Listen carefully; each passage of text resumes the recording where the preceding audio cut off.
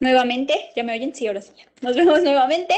Voy a, en honor al tiempo, voy a hablar un poco más rápido. Quizá algunos ya, o en otras ocasiones, mencionan que hablo un poco rápido. Esta vez voy a hablar un poquito más rápido. Pero pues no se preocupen, esto queda grabado y posteriormente ustedes pueden acceder a los videos para, si les quedan más dudas, si quieren volver a verlo, pues poder tomarlo a su tiempo, ¿no?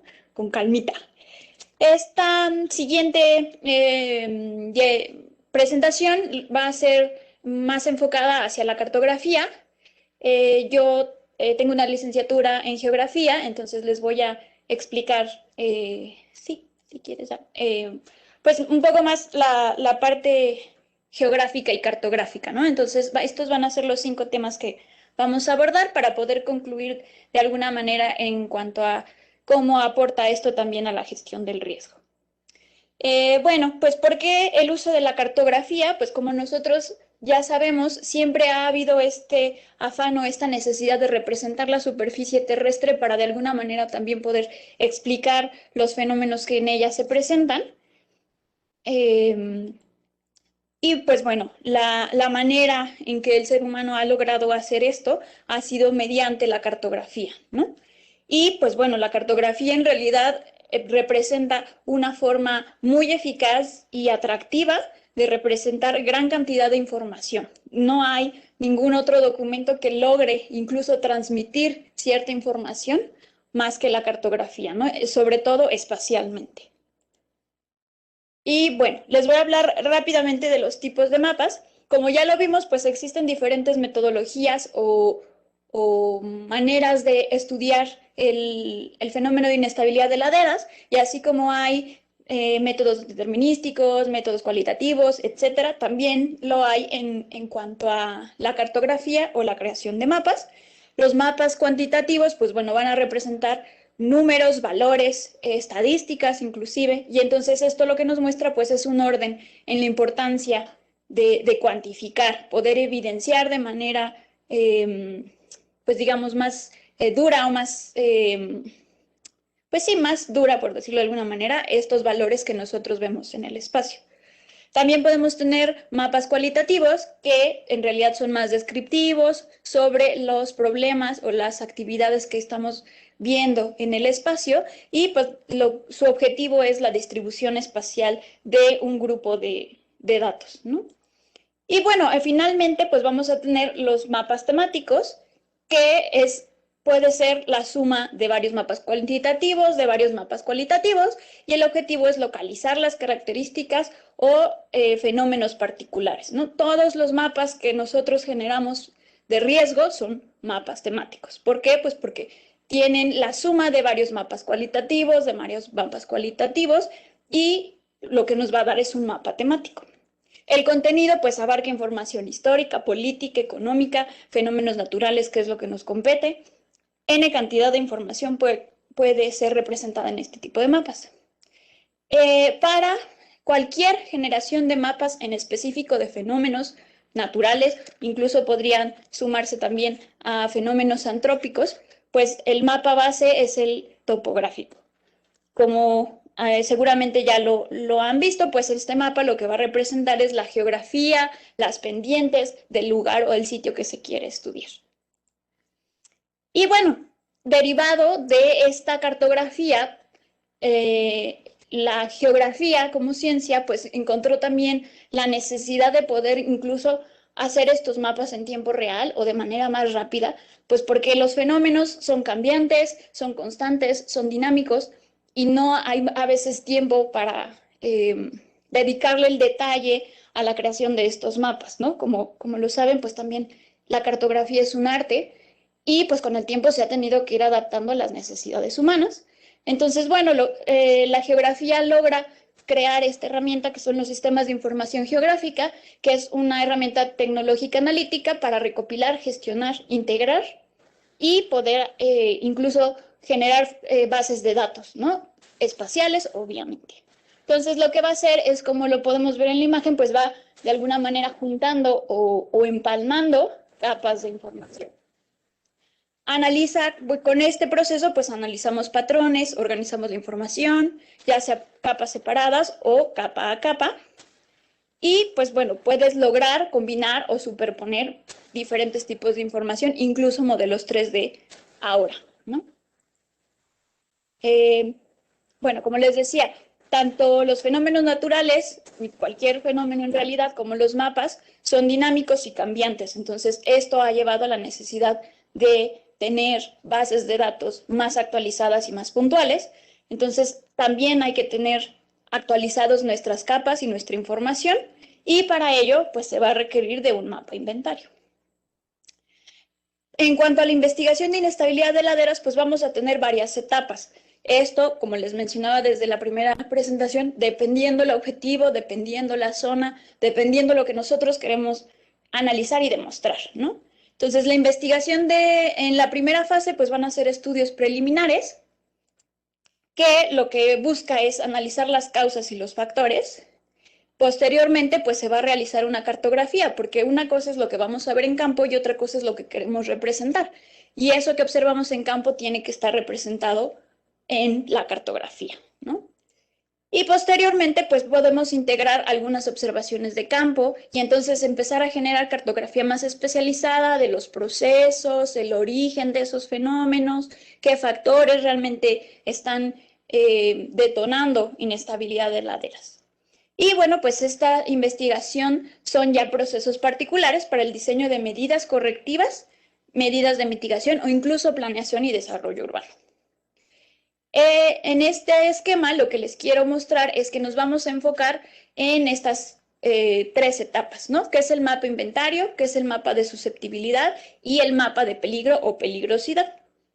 No me voy a detener porque los vamos a ir viendo paso a paso. El mapa inventario, de lo que se trata es de localizar espacialmente estos procesos de inestabilidad de ladera, las zonas que están afectadas, por qué se detonaron, el año, algunas características a lo mejor geológicas o edafológicas. Y el mapa inventario es independiente en la metodología que nosotros hagamos. Es, digamos, de libre creación, pero es necesario para que nosotros realmente podamos hacer un seguimiento y corroboremos que el fenómeno de inestabilidad de ladera se está dando en esa zona, particularmente por qué, ¿no?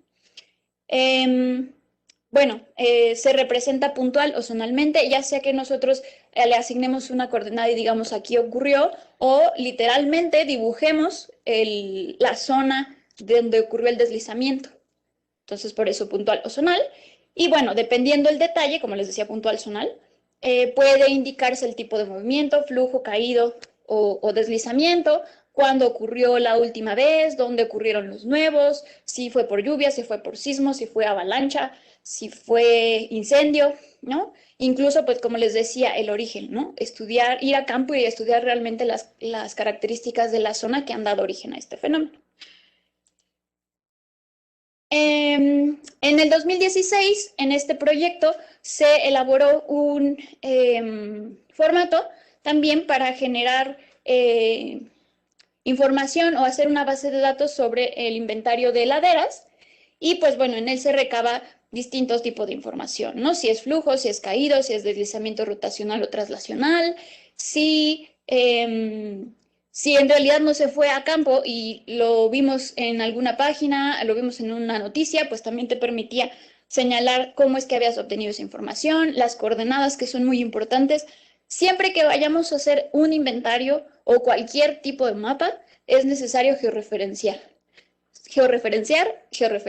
O sea, que eso no se les olvide. Siempre necesitamos las coordenadas, porque de otra manera no hay forma de espacializar o ubicar el fenómeno.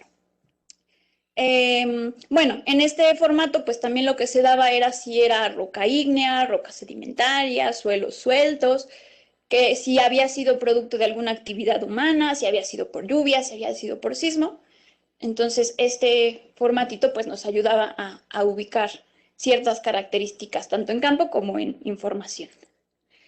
Y bueno, hablando de algunas aplicaciones, como preguntaban hace un momento, Principalmente yo les recomiendo que si no pueden ir a campo y lo que necesitan es más o menos ubicar o ver la magnitud o el alcance que tuvo el fenómeno, pues usen Google Earth, ¿no? Esta es una herramienta básica, sobre todo para identificar si no hay posibilidad de ir a campo o incluso si no se puede accesar al lugar, ¿no? La otra aplicación que yo les recomiendo es esta de GeoTrack. Y lo que pueden hacer con GeoTrack es ya sea ir a campo y ir trazando el deslizamiento punto a punto o solo poner un punto a las localidades que se visitaron. Puedes marcar un punto de inicio, generar una ruta y pues terminar esa ruta y entonces ya puedes tener un polígono. O puedes de aquí sacar más o menos el área que abarcó ese deslizamiento y toda esta información se puede pasar a Google Earth y pues bueno, descargarlo en un KMZ. También si lo que requieren es tomar fotografías y que sea más sencillo tener la obtención de las coordenadas, les recomiendo la CamNotLit, que pues como pueden ver en el ejemplo, pues trae la latitud, la longitud, la elevación y en algunas ocasiones si tuviéramos alguna nota que especificar o decir alguna cifra, se puede agregar esa notita, ¿no? También está GPS Map Camlit, que hace exactamente lo mismo que NotCam. En realidad son bastante amigables, no es tan complicado y no tiene uno que estarle poniendo el recuadrito de las coordenadas geográficas. Cuando uno toma la foto, inmediatamente se guarda. Les comparto que, bueno, el CENAPRED, dado que pues de momento tenemos muchos casos, había un comentario que en los últimos años no se había registrado muchos casos, depende del estado. Por ejemplo, el año pasado Chiapas y Oaxaca fueron estados muy afectados por las lluvias, especialmente por tormentas tropicales, entonces hubo muchísimos casos en muchos municipios que incluso no se pudo accesar porque o estaban inundados o la carretera principal pues estaba bloqueada, ¿no? Entonces, dado que a veces no podemos ir a todos los sitios, CENAPRED está trabajando conjuntamente con la ONU Spider, que se dedica también a analizar fenómenos naturales, incendios, deslizamientos en otros países. En la última vez creo que también estaban haciendo cosas de plagas. Entonces, bueno, intentamos hacer un trabajo en conjunto para poder generar una aplicación en la que se tenga de manera más puntual o en vivo esta información y entonces nosotros podamos apoyar de alguna manera con algunas recomendaciones o, si es necesario, pues evacuar, ¿no? Lo que nos importa sobre todo de estas aplicaciones, pues es que esté georreferenciado, sepamos dónde está para saber qué cosas se pueden hacer o no, cuánto llovió o dónde puede haber mayor daño en caso de un sismo, por ejemplo, ¿no? No es solo la zona donde ocurre el epicentro, sino pues bueno, se va expandiendo la onda y pues va golpeando todo en la corteza terrestre. Entonces, bueno, lo que se busca a través de la empresa Timby es generar esta aplicación que incluso les permitiera a los estados o los municipios en el momento capturar esa información y eso nos llegaría al momento a nosotros para en dado caso que hubiera una declaratoria o alguna necesidad extra de recomendaciones, pues bueno, nosotros pudiéramos tener esa información al momento.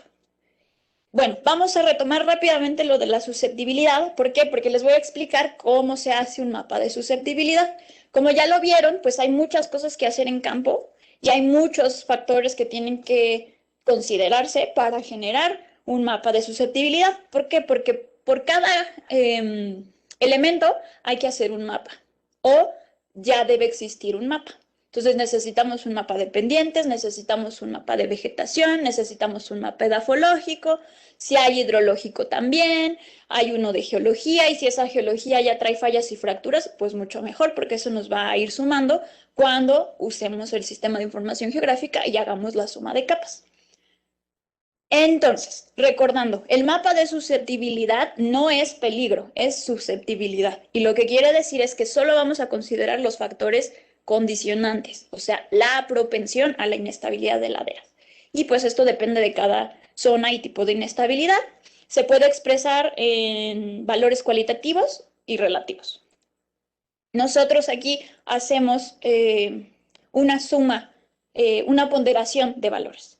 Entonces, bueno, les voy a pasar ahorita los documentos que fungieron como fuentes o predecesores al Mapa Nacional de Inestabilidad de Laderas, que está en el Atlas Nacional de Riesgos.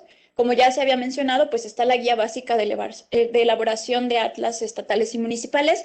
Esta yo les recomiendo a los estados y municipios que sea su libro de cabecera, porque viene desde la clasificación, los factores, cómo se investiga, los criterios para estimar y qué cosas considerar en cuanto a riesgo. Todavía no llegamos a riesgo, seguimos en paso 1. Entonces, esta la pueden conseguir en la página del Senapred. También, pues bueno, el proyecto piloto para el Mapa Nacional de Susceptibilidad, pues fue Guerrero en 2015. Posteriormente, en 2018, generamos el Mapa Nacional de Susceptibilidad, pero a caídos de roca y derrumbes, y nuestro proyecto piloto fue Guanajuato.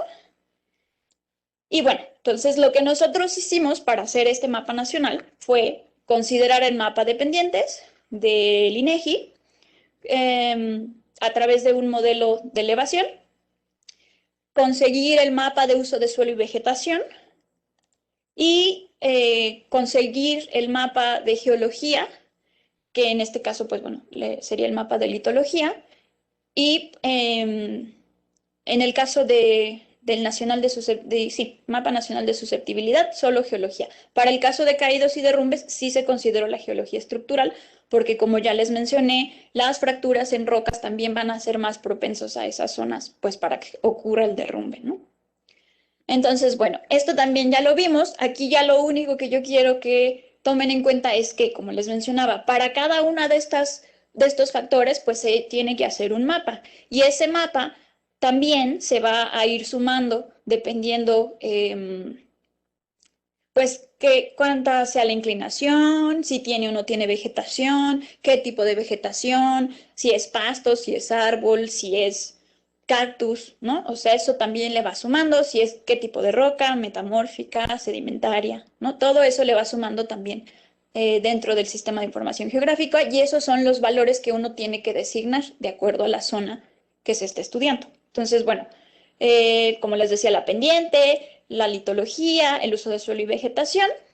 Estos datos se ponderan y entonces para poder hacer esta suma algebraica o suma en el ARGIS, pues esto te tiene que dar un 29%, el suelo, digo, la litología un 45% y el uso de suelo y vegetación un 26% para que en total eso nos dé un 100%. En el caso de caídos y derrumbes, la litología pues cambia un poco, ¿no? La litología aquí ya tendría un 27%, se le da más porcentaje a las pendientes porque pues bueno, no es lo mismo tener 45 grados que tener 90 grados, ¿no? 90 grados en una pared rocosa es bastante peligroso si en específico está en una carretera, por ejemplo, ¿no? Donde pues el clima es el peor factor, ¿no? Y además, pues bueno, se consideró la densidad de fallas y fracturas, se generó un mapa específico para fallas y fracturas para poder sacar un 18% y esto pues, nos da totalmente un 100%, que ese sería la sumatoria o el porcentaje de susceptibilidad. Este es el mapa nacional de susceptibilidad a la inestabilidad de laderas. Y bueno, algo que hay que señalar aquí es que entre más... si la escala es nacional o regional, pues se va a perder obviamente datos, se van a subestimar algunas cosas e incluso puede sobrar información. Entonces hay que tener cuidado. Por eso les digo, es importante saber cuáles son sus objetivos para incluso actualizar o acomodar la escala en la que se quiere trabajar. Este mapa, pues bueno, tiene una resolución espacial de 15 por 15, el píxel es de 15 por 15, y se consideran todas las zonas verdes, digamos, zonas libres. Eso quiere decir que, bueno, pues esencialmente están planas y están de 0 a 6 grados. Entonces, bueno, una vez que ya se hizo el álgebra de mapas, ¿no? O la suma, lo que vamos a hacer es pasarlo a una escala cualitativa, que es los colores que ya conocen y la nomenclatura que ya conocen: alto, alto, medio o moderado, bajo y muy bajo. Entonces, como pueden ver en el mapa nacional para México, pues es mayormente muy alto, ¿no? Como les decía, Chiapas, Oaxaca, Guerrero, ¿no? pero pues sí también tenemos una zona completamente plana, sobre todo en la península de Yucatán, ¿no? Entonces, este mapa a nosotros nos ayuda mucho para cuando ustedes nos envían información o alguna recomendación, ubicar dónde están esos municipios o esos problemas y entonces nosotros de alguna manera poder decir, sí, claro, pues cae en una zona de muy alta o pues quizá no está en una zona alta, a lo mejor está en una zona baja, entonces algún otro factor está incidiendo en esa zona. Bueno, es común que, lo que les acabo de mencionar, que algunos casos que a lo mejor no están en muy alto, ¿no? Como las sierras, pues estén relacionados a fugas de agua, modificaciones antrópicas, ¿no? Las cuales pues en este mapa no están porque como les estoy mencionando, la susceptibilidad solo va a considerar factores intrínsecos.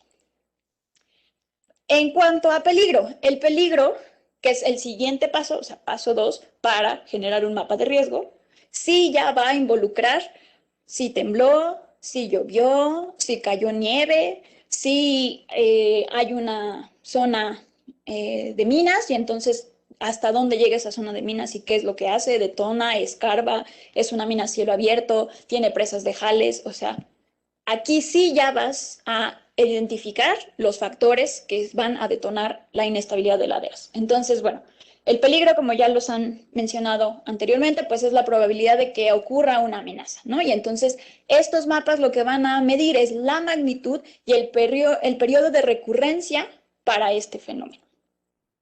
Es necesario, pues bueno, tener presente la variable temporal, que son los periodos de retorno o periodo de recurrencia, y pues este es el tiempo promedio en el que el evento se igualará o excederá a los umbrales que nosotros decidamos dependiendo lo que se esté haciendo.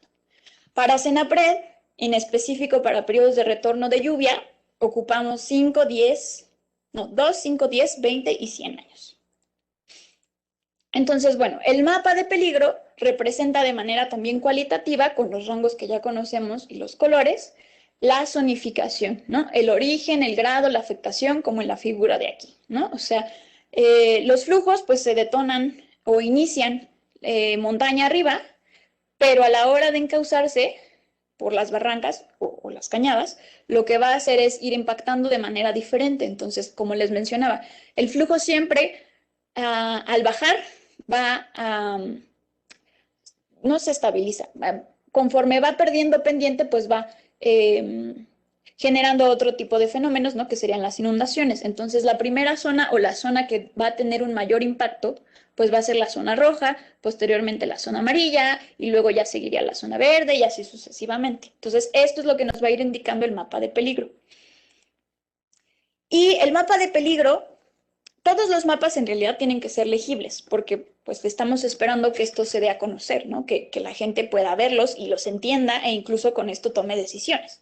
Si no es el caso y necesitamos hacerlo más especializado, a este mapa se le tendrían que agregar especificaciones o alguna otra leyenda o alguna otra nota que, pues bueno, diga cosas a lo mejor más técnicas. Pero en principio tiene que ser legible para no especialistas, o sea, público en general. Esta sí va a ser la herramienta para generar o promover un ordenamiento territorial o un desarrollo urbano. ¿Por qué? Porque sí está considerando las zonas que puede impactar este fenómeno. Es elemental para la prevención. ¿Por qué? Pues porque estás haciendo una predicción de lo que puede suceder. Es decir, no vamos a decir precisamente qué día va a ocurrir, sino cuáles son las posibles zonas, acuérdense, probabilidad, cuáles son las posibles zonas que van a ser mayormente impactadas y pues dependiendo de eso, cuánta población tengo allí y entonces cuánto va a ser el riesgo, ¿no? Bueno, y puede ser muy específico, en nuestro caso únicamente lluvia o puede ser multipeligro, es decir, puede incluir lluvia, sismos, y no sé, y lahares en un solo mapa. Eso es posible. Bueno, lo que les mencionaba del primer cuadrito, pues ya tenemos el mapa inventario, ya tenemos el mapa de susceptibilidad, ya estamos haciendo el de peligro o peligrosidad, como lo dice González de Vallejo. Y con peligrosidad, pues hace referencia a la frecuencia de ocurrencia, ¿no? Lo que ya hemos estado mencionando. ¿Cuándo? ¿Dónde? La intensidad, la magnitud, si se puede presentar en un futuro o si el hecho de que ya se haya presentado, pues a lo mejor magnifica o no que vuelva a presentarse en ese específico lugar o en ese específico momento. Y pues bueno, lo que les decía, la frecuencia. Nosotros, como les menciono, pues tenemos el mapa de peligros por inestabilidad de laderas asociado específicamente a umbrales de lluvia. Se utiliza información de la Semarnat y pues estos umbrales nosotros determinamos que fueran de precipitación acumulada en 24 horas. Y pues bueno, con esta información lo que descubrimos es que hay una relación entre la lluvia acumulada que detona deslizamientos o alguna inestabilidad de laderas y el promedio anual de lluvia, ¿no? Siendo de 0.24, que eso es la correlación que existe entre estas dos variables. Esto, obviamente, como les digo, está pensado a nivel nacional, entonces errores puede tener muchos, ¿no? Incluso como el GPS puede tener un margen de error también. Entonces, lo mismo aquí, ¿no? Los mapas tampoco son perfectos, ¿no? Y no porque los haga el SIG son perfectos, no. Entonces, aquí van a influir muchas cosas, ¿no? Desde el sitio, cuánto llueve, si no llueve, si está monitoreado, si no está monitoreado, si tienen estaciones meteorológicas o de qué manera obtienen esa información, ¿no? Entonces, con este proyecto lo que se hizo fue crear umbrales por región, ¿no? Para poder nosotros determinar cuándo sería realmente peligroso que ese umbral pues cause daños, ¿no? Entonces generamos estos rangos de peligro en el que pues bueno, muy alto ya implica deslizamientos de gran volumen que obviamente ya causaron pérdidas o daños, ¿no? Alto pues todavía son volumen grande, que los daños son considerables, pero quizá todavía no hay pérdidas humanas, ¿no? Y bueno, medio, sí, caídos de roca, deslizamiento de tierra, un poco más pequeños. Para esto, pues bueno, les voy a mencionar rápido que lo que utilizamos fue el método de isoyetas. Las isoyetas es un mapa isoplético y eso quiere decir, pues bueno, que vamos a unir líneas sí, vamos a unir puntos con líneas del mismo valor. Las isoyetas pues representan líneas de igual altura de precipitación. Entonces lo que vamos a tener son varias estaciones meteorológicas, vamos a sacar los promedios y posteriormente pues vamos a unir esos puntos de iguales valores de altura de precipitación para generar estas líneas, ¿no? Si no quisiéramos hacer de cero este procedimiento, lo que se puede hacer es conseguirse los mapas de isoyetas. La última actualización o la última región que hicimos fue en 2019 para Nuevo León, San Luis Potosí, Tamaulipas, que es la región Golfo Norte. Si no quisiéramos, como les menciono, hacer todo este procedimiento, ya existen muchas maneras de obtener esta información y una de esas pues es el mapa de isoyetas del INEGI o también puede ser del Instituto de Ingeniería o del Servicio Meteorológico, debe también tener mapas de isoyetas, ¿no? Y lo único que hay que conseguir es que sean de varios periodos de retorno. Y bueno, en este caso de las regiones lo que se hizo fue, pues nosotros ya teníamos el mapa nacional de susceptibilidad, entonces lo único que hicimos fue cortar u obtener la zona que se pretende estudiar, generar los mapas de isoyetas, reclasificarlos y sacarles por cada periodo de retorno para poder reclasificarlo. Y pues tenemos finalmente lo que sería el mapa de peligro asociado, el mapa de susceptibilidad asociado a lluvia. Cómo quedarían los valores para cada región y pues las regiones que tenemos hasta ahorita. Y bueno, finalmente, una vez que ya tenemos estos dos mapas, entonces podemos empezar a pensar y planear cómo hacer mapas de riesgo o hablar de riesgo. Previamente no podemos porque no conocemos el fenómeno, porque no lo hemos ubicado y porque a lo mejor todavía no sabemos cuántas personas viven ahí, si son casas, si son edificios, si es qué inmueble, ¿no? Entonces eso ya va a implicar o va a ser necesario que yo sepa la vulnerabilidad de esa zona. Y pues bueno, la vulnerabilidad es la característica o las circunstancias de una comunidad, sistema o bienes que los predispone a efectos dañinos, ¿no? Y entonces aquí sí ya va a entrar de lleno cuántas casas, cuántas personas, cuántas escuelas, cuántos hospitales, si previamente ya ha habido un fenómeno y entonces cuántos afectados tuve, a dónde los voy a reubicar o a dónde pueden ir si es un refugio temporal. Aquí toda la cuestión social ya entra. Para posteriormente, entonces, ahora sí hacer riesgo, ¿no? Que es peligro por exposición, por vulnerabilidad. Bueno, lo que quiere decir el riesgo es la búsqueda de cómo poder evitarlo, ¿no? No va a haber riesgo si no hay población expuesta, ¿no? Obviamente sabemos que a lo mejor ecológicamente puede haber muchas pérdidas, ¿no? Pero cuando hablamos de riesgo solo hablamos de cuestiones humanas, por desgracia yo pienso, pero bueno, así es. Entonces, la gestión del riesgo lo que va a buscar es la intervención y acción que nos permita reducir la vulnerabilidad, que nunca va a ser cero, tampoco el riesgo nunca va a ser cero, pero que al menos nos permita reducirlo, ¿no? Y tener una mejor preparación frente a esto, ¿no? Entonces, bueno, les voy a presentar tres definiciones rápidas de gestión del riesgo y lo que quiero que observen es que, bueno, hay dos componentes que enmarcan muy bien lo que se pretende ahora con el marco de Sendai, que este año cumple 6 años, y con los objetivos del desarrollo sostenible o los ODS, ¿no? Entonces, la gestión del riesgo lo que busca es la sostenibilidad y el desarrollo territorial, ¿no? De manera en procesos controlados o en análisis controlados, ¿no? Pues bueno, en esta zona pues ya les enseño que esa es la parte final. Aquí también lo que les quiero resaltar aquí es que, bueno, el objetivo que se va a dedicar a la gestión del riesgo en específico, pues es el número 11, con las ciudades y las comunidades sostenibles, que lo que busca es que las ciudades sean inclusivas, seguras, resilientes, ¿no? Y para eso, pues también la ONU generó 10 aspectos esenciales, que pues están resumidos en aspectos básicos, aspectos operativos y aspectos para la mejor reconstrucción. Acuérdense que cuando ya estamos haciendo riesgo, pues ya no es solo comprender el fenómeno, sino de qué manera construyo y me preparo mejor. ¿Por qué? Pues porque los desastres no son naturales. Entonces, bueno, si nosotros logramos hacer paso 1, paso 2, vamos a lograr entonces poder integrar esta información para hacer gestión del riesgo.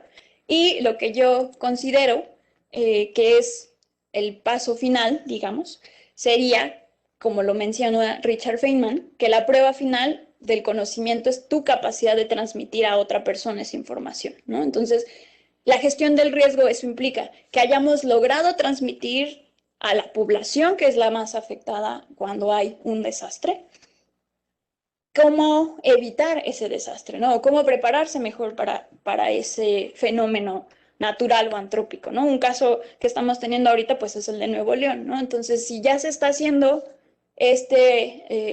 análisis de lo que ocurrió con Nuevo León, pues entonces ahora hay que estar preparados a que si vienen lluvias puntuales intensas, fuertes y prolongadas a lo mejor por 3 días, es muy probable que ocurra un flujo, ¿no? Entonces, saber dónde puede ocurrir, cuántas personas puede afectar previo a los daños que ya se tienen.